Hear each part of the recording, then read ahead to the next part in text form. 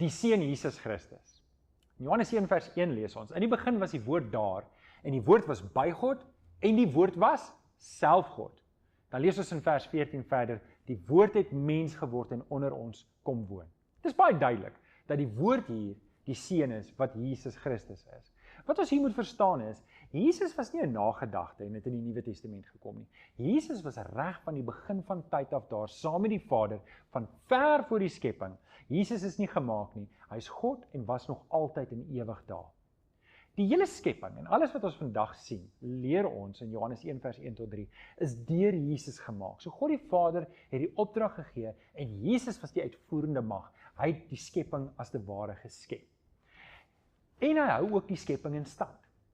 Verder lees ons, Jesus is gebore deur 'n wonderwerk. Die Heilige Gees het Jesus in die maagd Maria verwek. En dit is belangrik om dit te glo, dat dit 'n wonderwerk was, want dit beteken, Jesus het nie 'n aardse pa gehad nie. Die hemelse Vader was sy pa.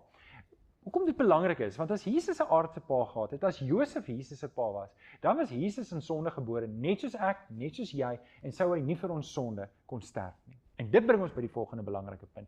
Jesus is die beloofde Messias, wat reg deur die Ou Testament voorspel word. Van Genesis 3 af, reg deur van Abraham en Isak se offer, word dit die heeltyd verwys na, hier kom 'n groter verlosser, die koning wat vir ewig sal heers, en dit is Jesus Christus. Hy wil my en jou verlosser wees. Dis hy wat die sonde van die wêreld op hom geneem het, lees ons in Johannes 1 vers 29.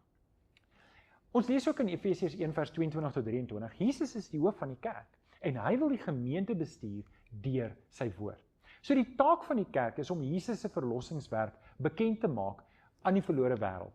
Natuurlik het ons 'n verkondigingstaak binne die gemeente, dis die opbou van die lidmate, maar ook na buite. En hierdie verkondigingstaak moet ons aanhou doen. Ons moet aanhou om Jesus se verlossingswerk te verkondig na die uithoeke van die wêreld, tot Jesus Christus eendag terugkom, wat ons glo met die wederkoms, sal hy die kom haal wat aan hom behoort.